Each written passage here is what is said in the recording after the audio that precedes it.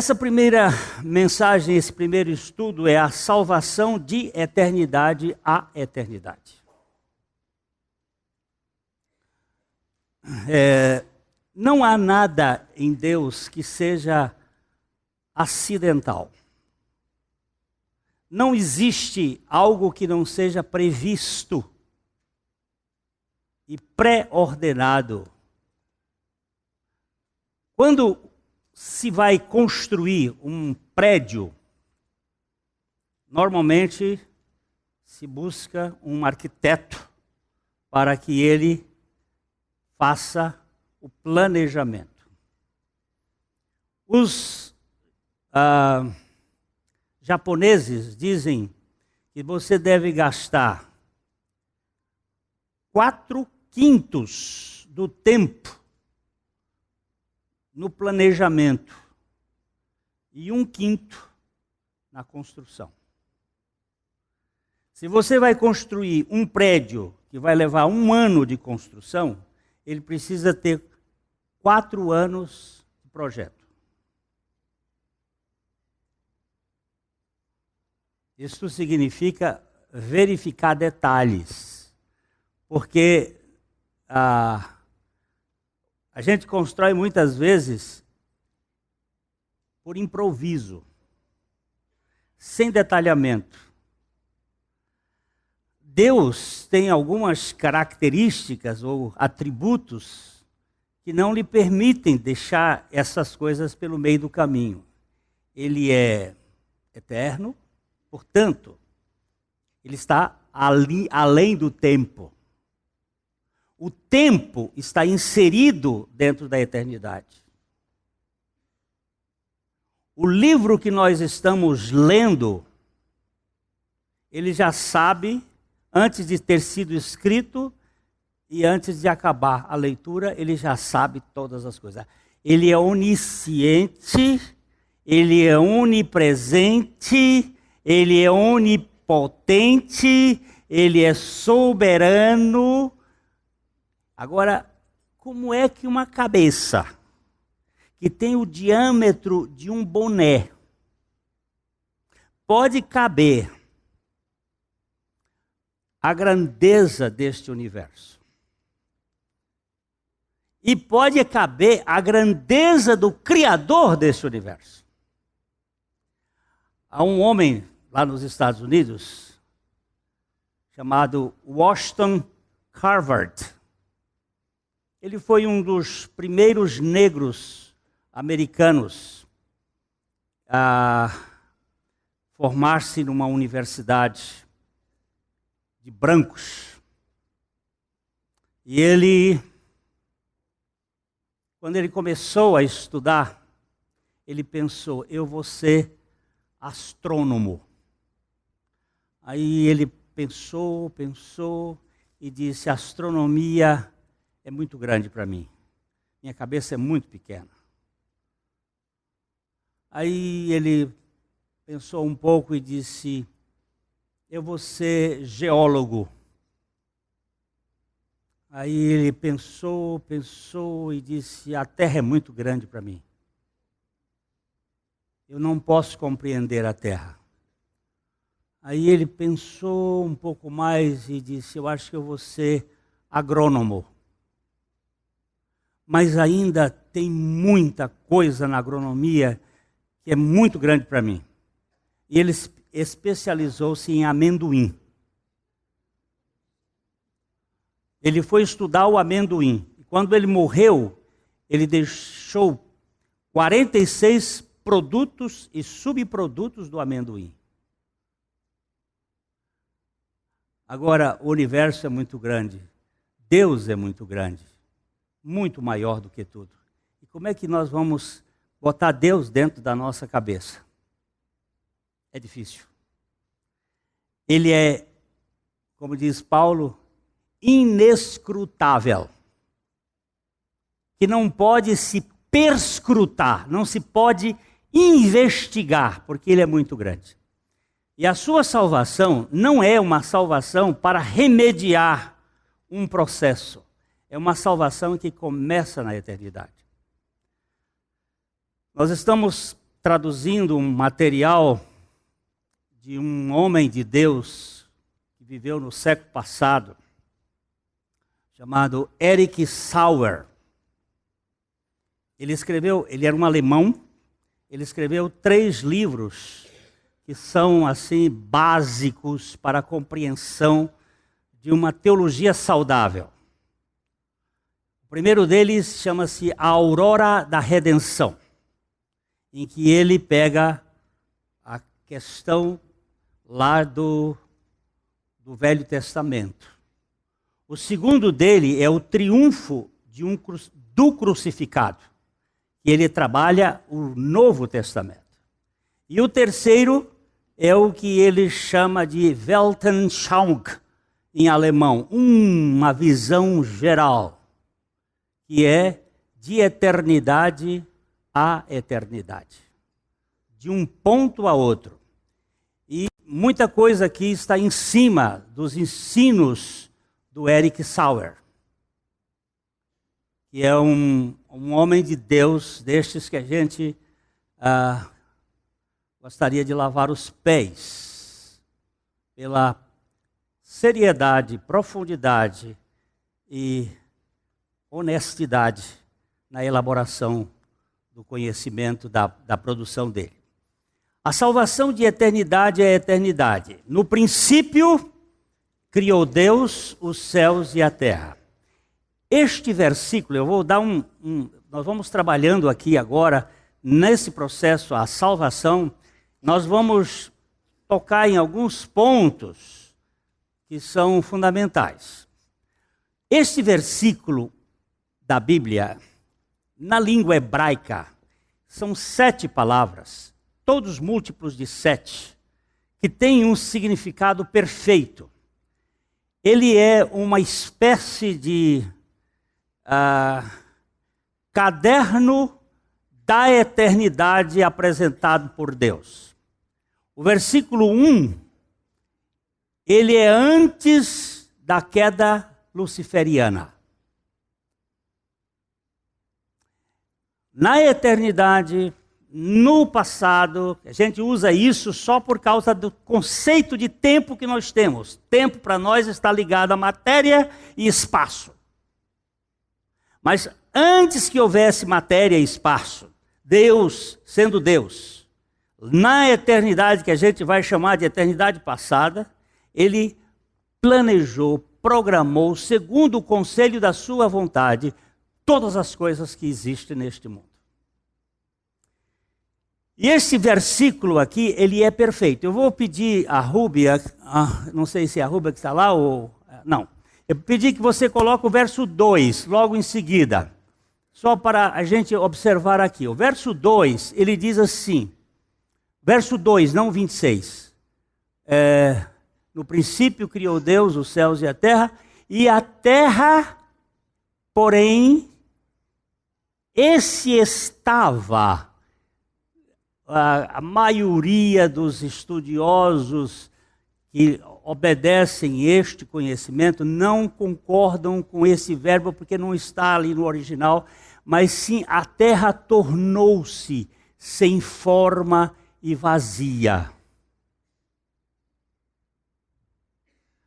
Deus não ia construir uma terra sem forma e vazia, porque lá em Isaías 46, ele diz que ele não criou a terra para ser um caos, sem forma e vazia. Ele usa aqui 2 palavras, tohu e vohu, que são sem forma e vazia. Ele não criou isto.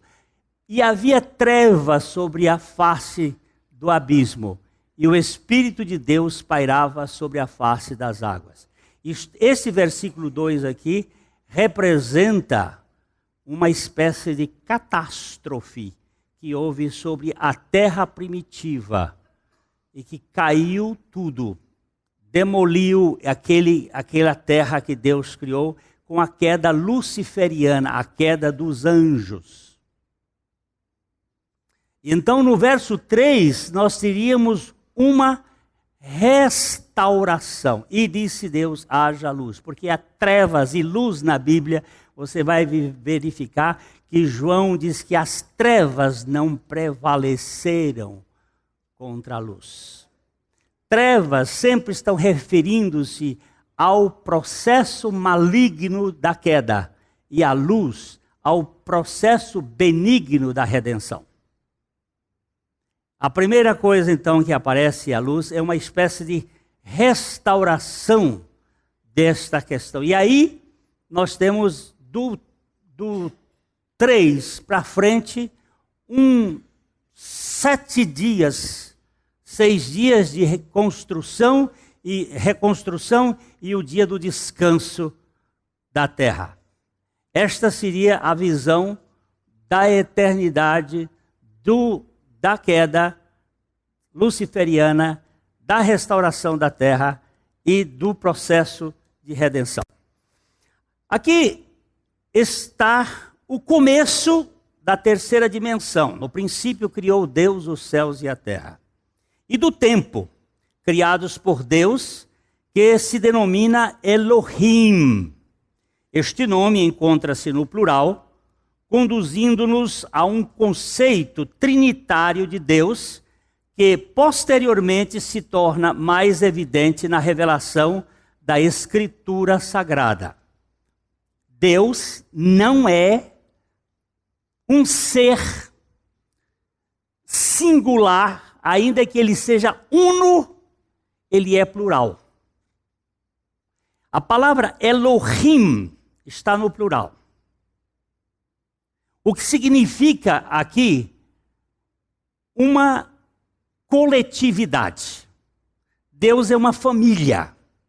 Ele é uma relação. Ontem eu estava fazendo um casamento e estava dizendo exatamente isso. Amor não se fagocita. Amor não come a si mesmo. Amor, ele se doa. Sem eu ter alguém para amar, como é que eu vou viver em amor? A Trindade, ela é definida, Deus, com 3 palavras. Espírito, amor e luz. Só são essas definições que a Bíblia dá de Deus. Deus é espírito, Deus é amor e Deus é luz. Se vocês me explicarem o que é espírito, eu vou sair daqui muito feliz.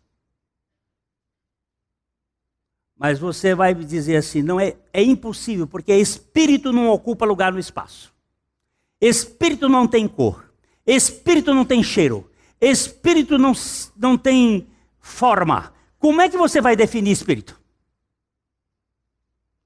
Se tudo que nós conhecemos tem 3 dimensões. É impossível. Deus é luz. A luz eu sei. Você sabe um pouquinho de luz. Você conhece um pouquinho, mas você não sabe nem como é que funciona o raio-x. Ou o raio laser. Ou a luz inacessível de Deus. Nós ficamos de boca aberta. E dizer que é amor, o que você sabe de amor? Ah, eu sei de amor. Sabe? Meus parabéns. Na hora que alguém lhe dá um chute, você sai mordendo. Você sabe muito de amor. Eu também. Agora, este Deus, Elohim, ele se relaciona pluralmente num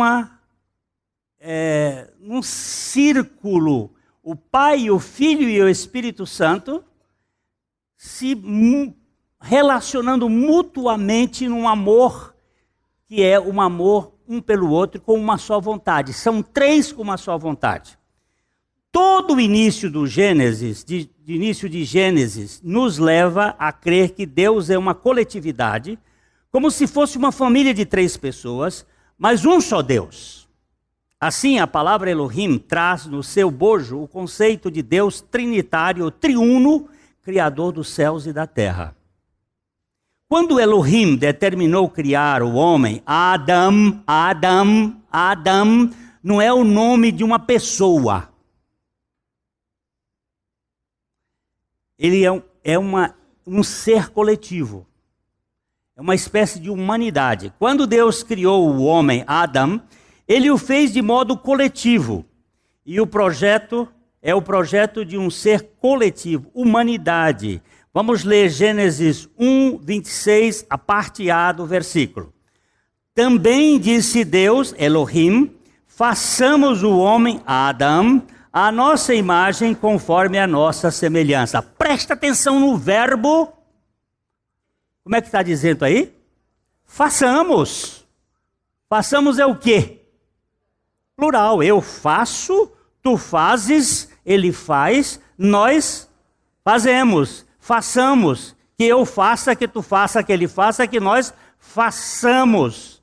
Façamos. Elohim. Elohim plural. Nós façamos o homem, o quê? A nossa imagem conforme a nossa semelhança. Adão é um nome que incorpora a ideia de comunidade. Vamos ler Gênesis 5, 1, a parte B e a parte do versículo 2. No dia em que Deus, Elohim, criou o homem, Adão, a semelhança de Deus, Elohim, o fez. O homem, Zacar, e mulher, Necbar, os criou e os abençoou e lhes chamou pelo nome de Adão no dia em que foram criados. Olha só, aqui existem palavras específicas no hebraico. No dia em que o Deus coletivo, Elohim, criou o homem, Adão, a semelhança de Deus, Elohim, o criou. Macho, não. Homem e mulher. Macho e fêmea é outro. Aqui é homem, marido. E mulher, esposa. Para ser relacionado. Macho e fêmea foi no dia da criação. Mas aqui ele está dizendo que ele já criou o macho para ser o homem da família. E a mulher, a fêmea, para ser a esposa da família. São palavras específicas. Quando diz macho, diz ish. Ish. Por isso que quando as mulheres estão alguma... Ish, que esse homem não dá para nada. Ish é macho. Isha é fêmea. Porque fêmea, em hebraico, é homem com útero. Porque ele saiu um do outro. E agora ele está mostrando que há uma coletividade. Elohim criou todas as coisas e o ser humano foi a última parte da criação. Não há outra realidade criada depois do homem.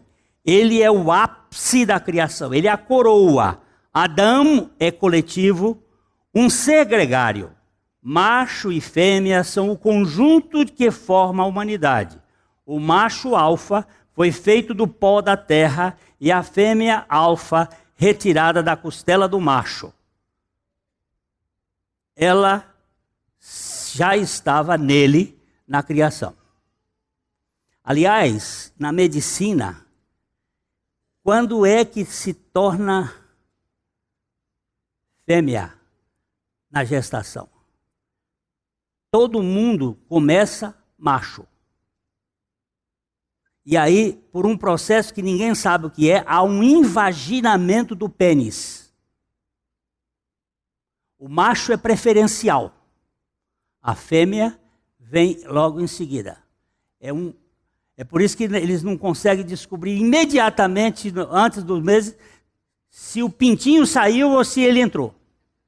Aí tem que, na coisa tem que verificar. Porque é um invaginamento. O macho é preferencial. Significa que dentro da ordem de Deus, ele veio primeiro. Não é que ele é mais importante.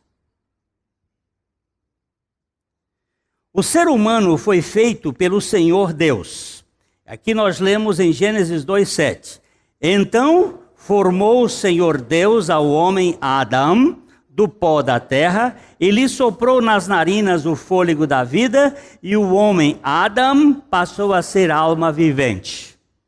Aqui parece que a segunda pessoa da Trindade foi o responsável para fazer o homem Adão. Agora, nós vamos dizer, eles projetaram, os três projetaram, Elohim, mas na hora de fazer, mudou. Por favor, bota aí o versículo 7, capítulo 2, verso 7 de Gênesis, só para eu mostrar uma coisa que a gente precisa olhar na leitura bíblica. 2:7. 2.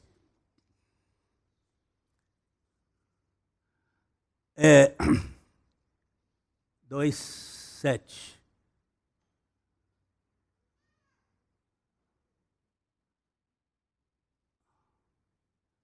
Dois. 2:7. Não é 2:27. 2:4, 2:5, 2:6, 2:7.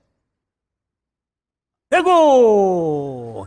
Então formou o Senhor Deus. Esse Deus aqui é Elohim. Esse aqui é Javé. Jeová. Javé, Yavé, Yehrié, como quiser pronunciar. Senhor Deus. Este Senhor Deus, Senhor, toda vez que aparece as letras maiúsculas nesta tradução chamada Revista e Atualizada, é que ela está traduzindo o nome Jeová, Senhor, porque existe dois nomes para Senhor, Adonai e Jeová. Adonai também é Senhor, mas Adonai refere-se a Senhor, o Deus Pai, o Deus Espírito Santo, o Deus... Agora, quando ela se refere a este nome aqui, é Jeová Jesus. Um elemento da Trindade saiu do meio da Trindade para fazer o homem do pó da terra e soprou nas suas narinas o fôlego da sua vida e o homem passou a ser alma vivente. 3 partes: pó, corpo, fôlego, espírito, alma vivente é o que nós somos por causa de que Deus fez. Isso nós vamos ter que bater aqui até o prego entrar. Porque senão ninguém vai saber o que é salvação. Salvou de quê? E salvou quando? E onde essa salvação se manifesta? O Senhor é Javé e Deus é Elohim.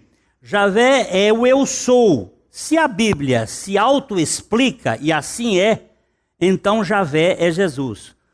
O eu sou na encarnação. Por isso, acreditamos que foi Javé Elohim, ou Messias, o Cristo, o autor do projeto do homem. Ele é o autor, então ele também é o Salvador. A que eu fiz e deu errado, sou eu que vou salvar. O Senhor Deus não apenas criou o homem, mas tinha um relacionamento de comunhão com o casal.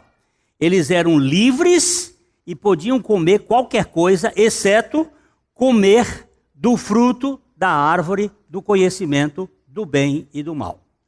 Esta era um balizador da liberdade pessoal. Não há liberdade da criatura sem obediência ao Criador. Ele diz assim, pode comer de toda a árvore. Quantas árvores tinham no jardim? Vocês sabem? Eu garanto para você que tem mais do que hoje. Porque de lá para cá morreu já muitas espécies. Tinha muita árvore. Todas as árvores que Deus criou. Mas tinham 2 árvores balizadoras. 2 árvores importantes. A que estava no meio do jardim. Já que você está bem aí, não é no 3 que eu quero, não. Eu quero agora no 2:9. O 2:9. Bem aí pertinho.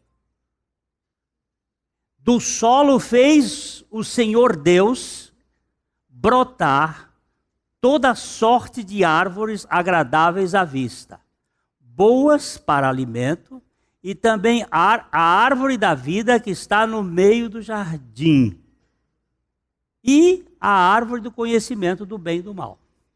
Você presta atenção que a árvore que está no meio do jardim é a árvore da vida.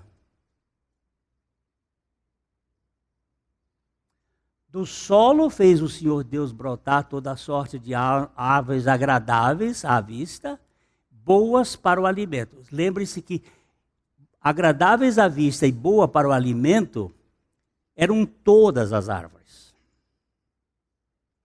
Todas as árvores. E a árvore da vida que estava e também a árvore da vida que estava no meio do jardim, e a árvore do conhecimento do bem e do mal do lado. Se você for para o verso 16 e 17, você vai verificar que eles vão dizer assim: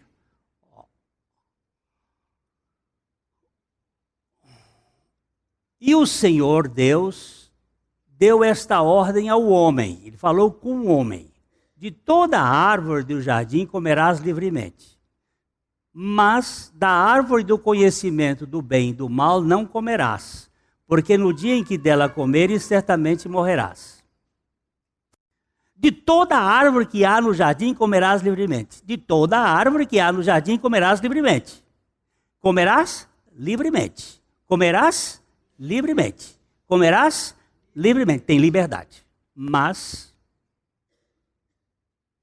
a única árvore que era proibida de comer era a árvore do conhecimento do bem e do mal. Logo, o homem podia comer da árvore da vida. Estava livre para comer. E ele não comeu. Você guarda bem isso, porque isso vai ser usado mais para frente.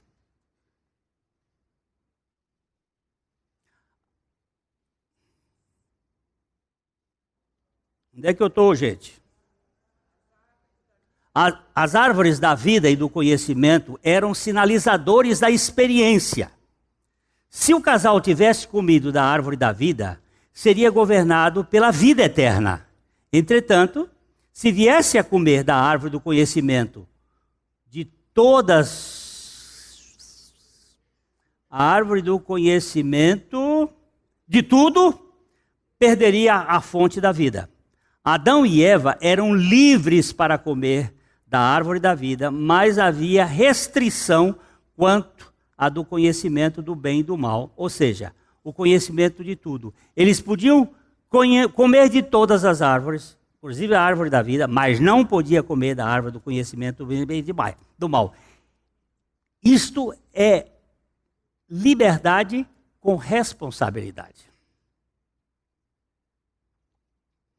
Quando Adão desobedeceu à ordem divina, o casal perdeu a visão espiritual e passou a ter a percepção confusa de si mesmo. O que diz aí no verso de Gênesis 3:7? Abriram-se então os olhos de ambos, e percebendo que estavam nus, coseram folhas de figueiras e fizeram cintas para si. O autoconhecimento gerou uma inadequação generalizada na raça. Espera aí, deixa eu fazer uma paradinha aqui, rapidinha. Olha aqui.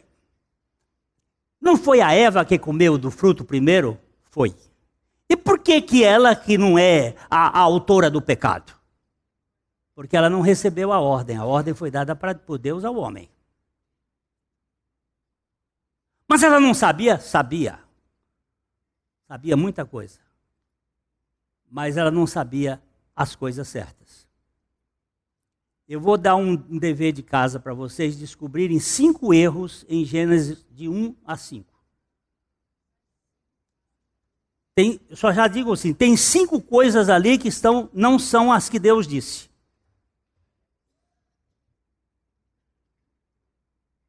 Onde foi que Eva aprendeu aquilo? Com o professor dela. Quem foi o professor dela? O macho, o seu Adão.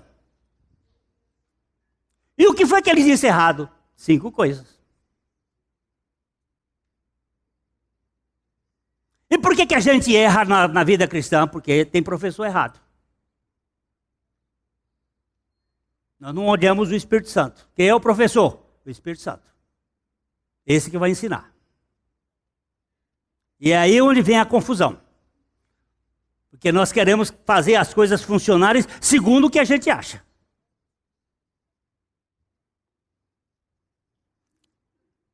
O autoconhecimento é uma desgraça. Nós precisamos do conhecimento do alto. A humanidade foi criada livre e capaz de obedecer à ordem de Deus, porém, a queda tornou-a escrava da desobediência e incapaz de voltar-se para Deus. Agostinho foi bem preciso ao dizer: por ocasião da queda, os dons naturais do homem foram corrompidos pelo pecado, enquanto que os dons sobrenaturais perderam-se completamente. Me dá um dom natural do homem, rapidinho. Um dom natural do homem, gente. Ninguém sabe um dom natural. Puxa vida. Cantar. Mas ele ficou corrompido, sabe por quê? Hoje nós queremos saber qual é a voz mais bonita do mundo. Como é que chama esse programa da voz aí? Hein? The Voice. Aí, todo mundo, cai de boca. Aquela voz é bonita. E você que tem uma voz de taquara rachada, e eu, somos desconsiderados. E aí começa a levar vantagem. O Mamon ganhar força nas vozes bonitas e viram aí os negócios, os shows, business do sistema da voz. É um dom natural que foi corrompido. E me diga qual é um dom sobrenatural. Não, esse não. Misericórdia não é. Não. Misericórdia não. Um dom sobrenatural que se perdeu totalmente. Telepatia.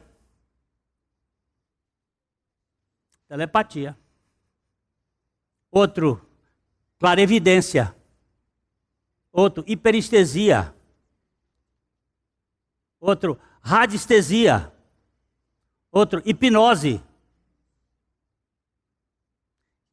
Que estão se perder agora, você tem que buscar isso aí na força, e quando busca, é para você ser grande. Como Deus sereis.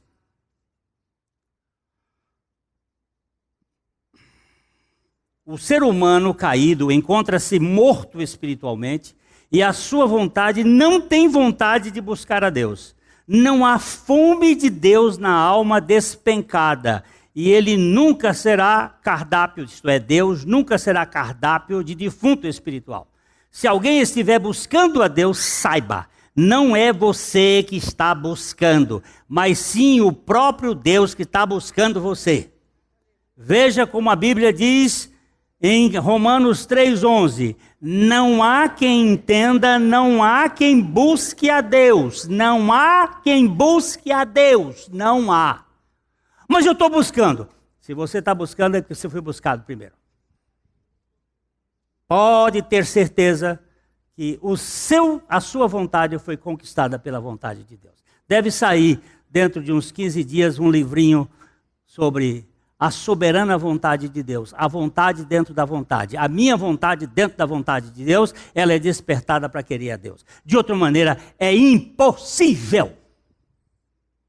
Porque a Bíblia diz que não há ninguém que busque a Deus. Quer dizer, Glênio, que se eu estou buscando, é porque Ele me buscou primeiro? Não tenha dúvida. Nem que tenha sido por um assovio. Ele lhe chamou. Sem o chamado de Deus, não há resposta para Deus. Se você fosse da turma, daqueles que creem no poder do Espírito Santo, tinha dito assim, aleluia! Mas como não são, fica tudo assim. Achando que, eu hoje estou seguindo a Deus porque eu quis. Você quis? As conversa. Você quer o mundo, você quer o diabo, você quer as coisas desse mundo aqui. Você quer dinheiro, você não quer Deus. Você só quer Deus quando Deus te quer. Quando Deus te chama, o chamado de Deus. A não ser que você tenha que rasgar a Bíblia. Eita, Deus bom.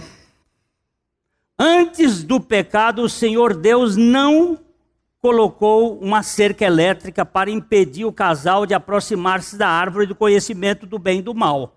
Contudo, depois que o ser humano caiu, ele colocou querubins com espada flamejante para obstar a via que leva à árvore da vida. Antes o ser humano era livre para pecar e não pecar. Agora que ele é um escravo do pecado, só a graça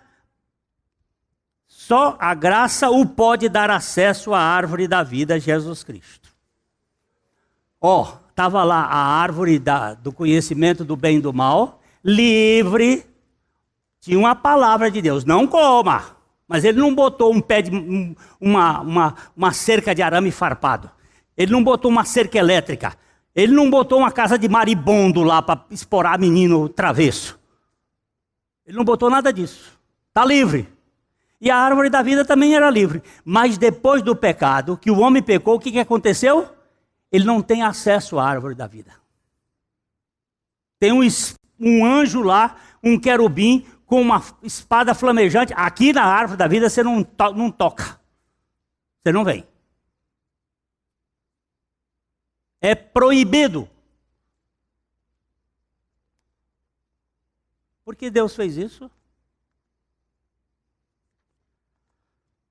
Desde o Éden, que percebemos uma fuga do ser humano em relação a Deus e uma busca de Deus em relação àqueles que creem. Como disse R.B. Kuiper, se ficasse por conta dos pecadores totalmente depravados,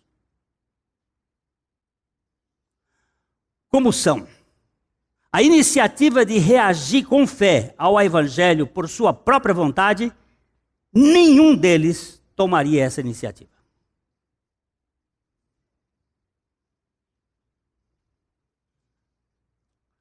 Se ficasse por nossa conta, se não fosse uma obra divina, nós nunca iríamos buscar a Cristo. Me veio um negócio aqui, mas eu não vou contar para vocês que é muito sujo.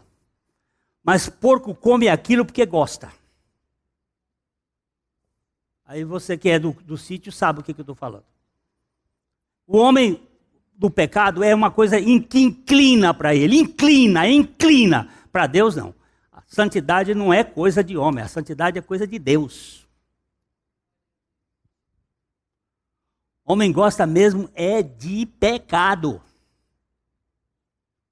O pastor lá em Corrente, no Piauí, agora me pediu para eu participar de um congresso que vai acontecer nos primeiros dias de julho. Aí ele disse assim, e eu disse, qual é o tema? E ele mandou no WhatsApp e disse, aquilo que é da sua especialidade. Eu digo, então é o pecado. Se é da minha especialidade, é o pecado. A única coisa que eu sou especialista é em pecar. Que coisa que eu posso falar que não é da especialidade de... Não pode ser, gente. O homem não quer Deus. Se ele quer Deus, é Deus que o quis. Onde é que eu já estou? Perdi de novo.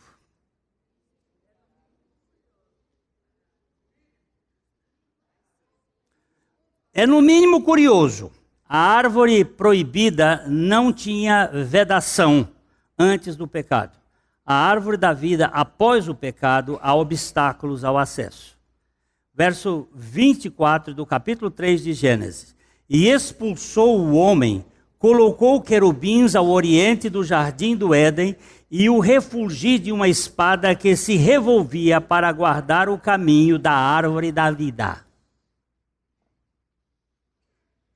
Você podia comer dela antes de pecar. Agora, depois que você pecou, você não pode comer dela sem ser convidado.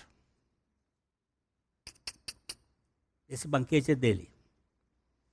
Ora, se Javé Elohim é o Criador do ser humano, Javé, o eu sou, é o Redentor dos que creem. O mesmo que fez na criação é o que redime na cruz.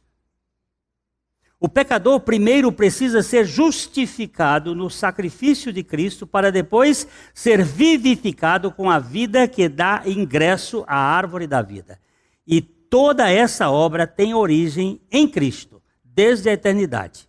Toda ela é feita por Ele e destina-se a Ele. Tudo é dele, por Ele e para Ele. Vamos pegar o texto de Romanos capítulo 11, versículo 36. Romanos 11. Depois de Romanos 8, tem Romanos 9. Romanos 9, ele estraçalha a vontade humana, se não for pela vontade divina.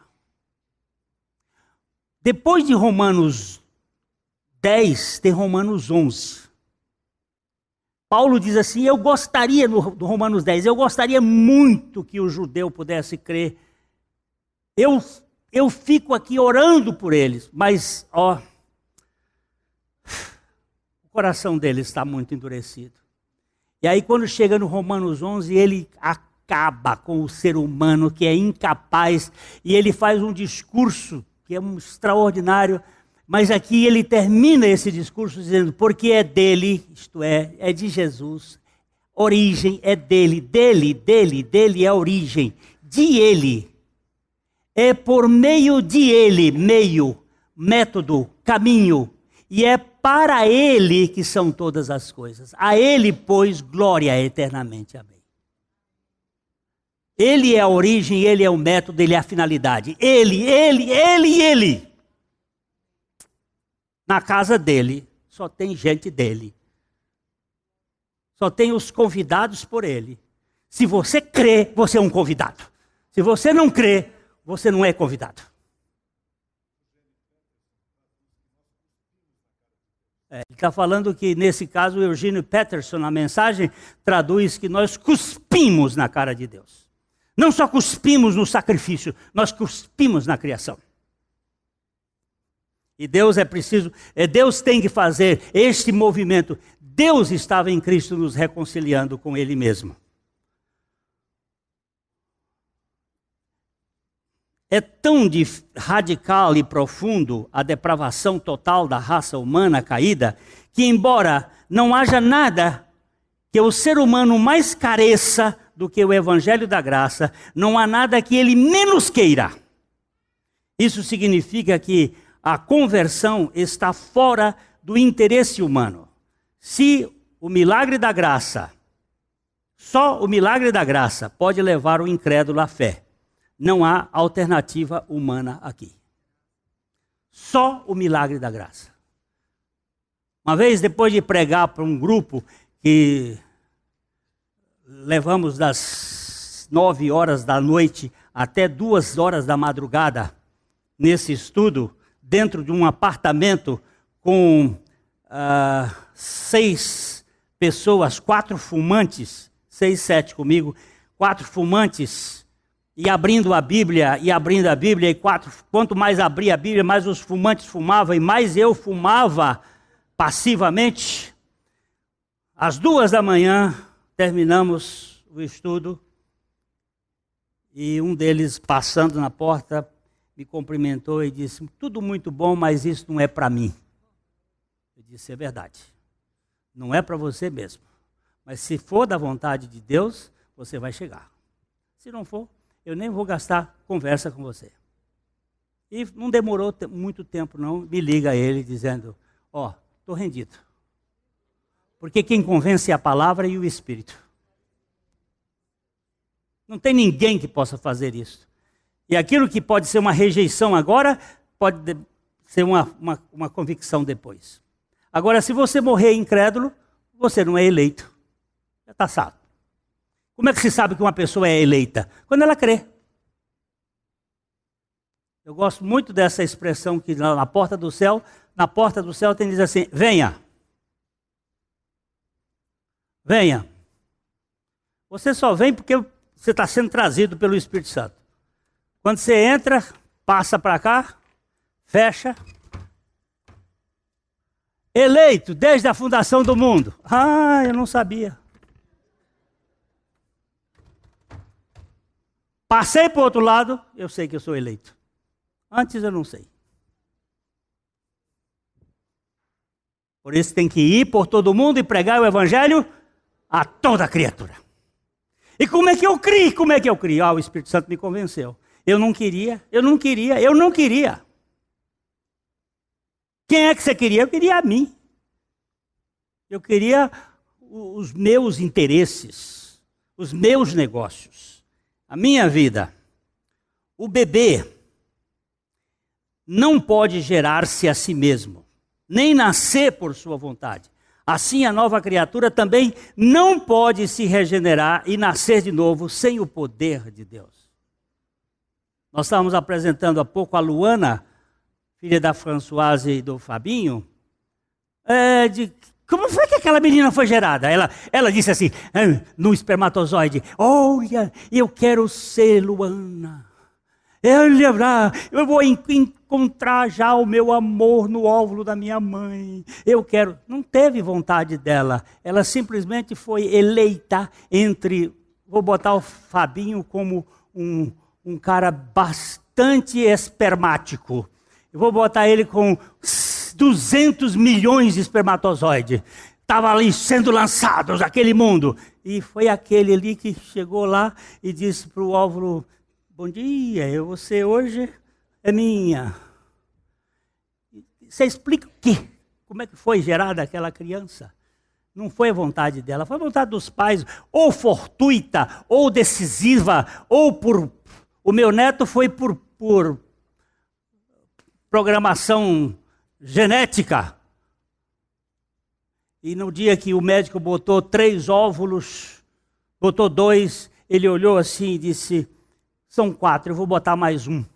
Porque podia ter 3, gerar 3. Vou botar mais um. E eu tenho certeza que aquele que ele botou por último é o Felipe. Eu tenho, essa certeza é minha. Ninguém vai provar isso nunca. Mas, olha, você sabe que você é um amado de Deus quando você crê. E quando você crê, foi porque o Espírito Santo lhe convenceu. Para de besteira, de dizer que você quer porque quer. Porque não existe isso. O pecador precisa nascer de novo para poder participar do reino de Deus. E para nascer de novo ou nascer do alto, ele precisa ouvir o chamado de Deus. Olha que texto extraordinário que é Romanos 8, 28, que a gente lê e não presta atenção. Sabemos que todas as coisas cooperam para o bem daqueles que amam a Deus, daqueles que estão ou são chamados segundo o seu propósito. Todas as coisas cooperam para o bem daqueles que amam a Deus. Aleluia, eu amo a Deus. Para um pouquinho. Você só o ama porque ele lhe amou primeiro. Nós o amamos porque ele nos amou primeiro. Nós o queremos porque ele nos quis antes. Mas o pecado é tão sem vergonha que ele quer que eu seja independente de Deus. Daqueles que são chamados segundo o seu propósito. Foi o Senhor quem chamou Adão. É o Senhor que nos chama. Ele disse, como disse A.S. Wood, só quando Deus nos procura é que podemos ser encontrados por Ele. Deus é quem busca, não quem é procurado. Mas Deus não procura ou chama sem propósito.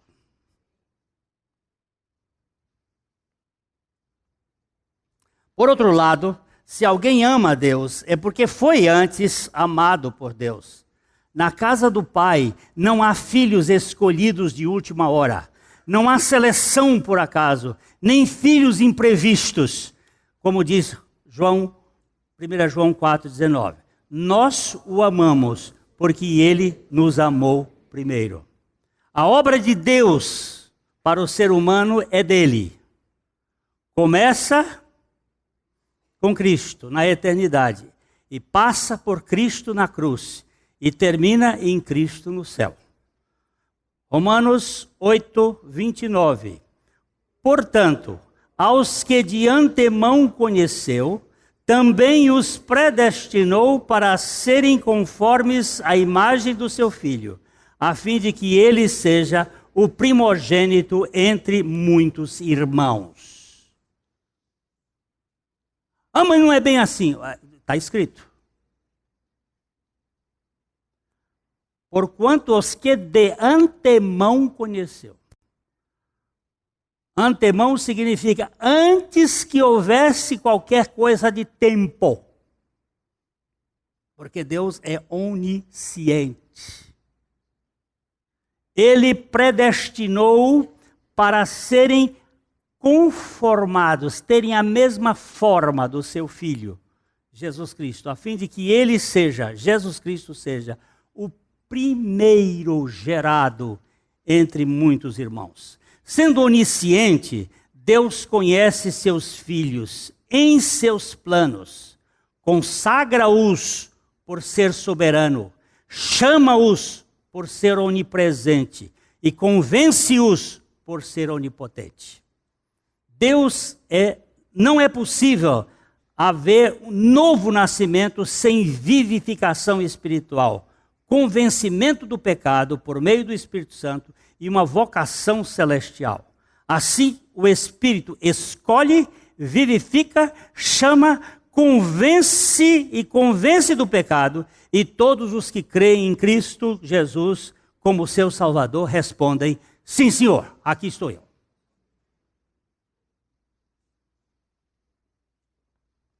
Prega. E Deus faz.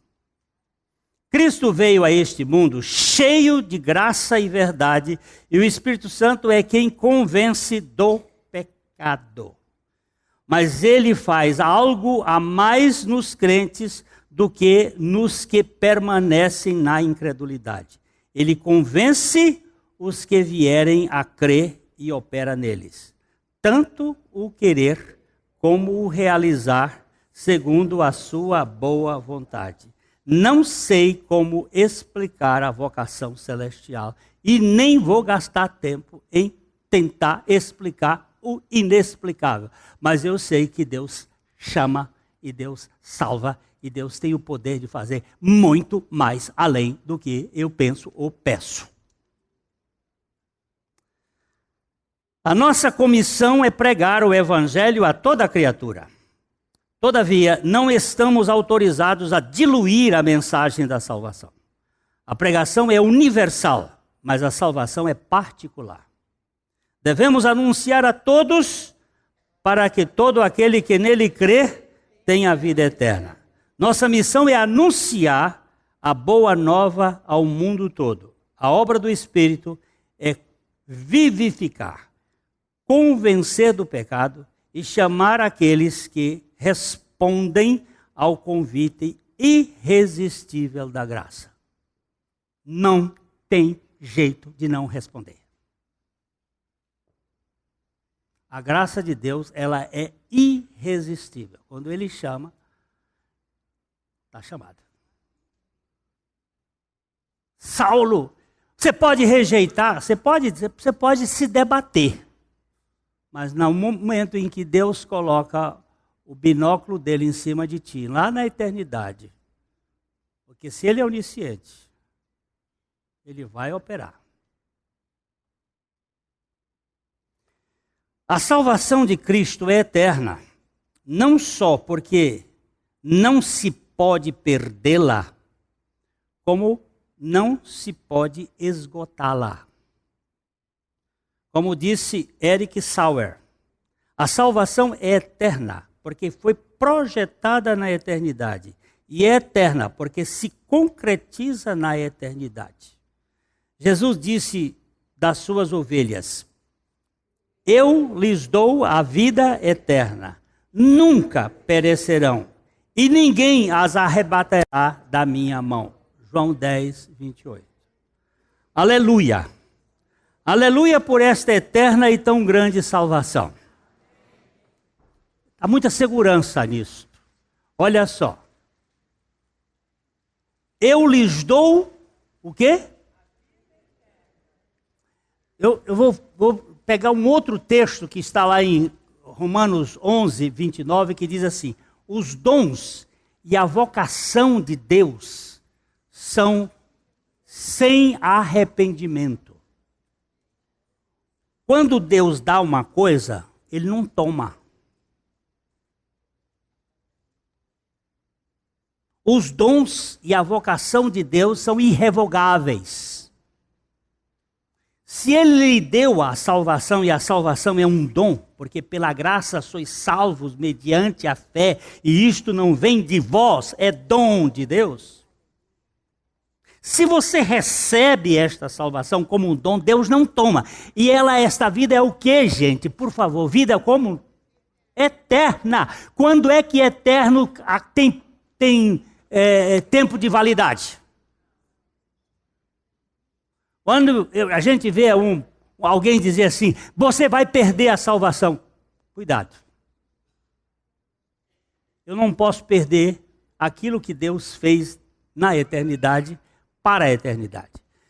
Pode ser que eu dê trabalho para o Espírito Santo, entristecendo o Espírito Santo, mas aquele que convenceu vai terminar a obra. Ele vai me quebrantar. No final das contas, não há possibilidade do homem perder a salvação. A Livraria PIB Londrina procura selecionar cuidadosamente seus títulos e autores a fim de oferecer um conteúdo alinhado com o Evangelho de Jesus Cristo. Bíblias, livros de teologia, devocionais, literatura infantil, biografias, comentários bíblicos e muito mais. Dispomos também de um acervo de CDs e DVDs das mais de 5.000 mensagens ministradas na Primeira Igreja Batista em Londrina. Visite a Livraria PIB Londrina e conheça ainda mais. Livraria PIB Londrina, de segunda a sexta, das 13h30 às 18 horas. Endereço na Avenida Paraná, 76A, próximo ao Calçadão, bem no centro de Londrina. Ligue para 3372-8921 ou acesse o site www.livrariapiblondrina.com.br.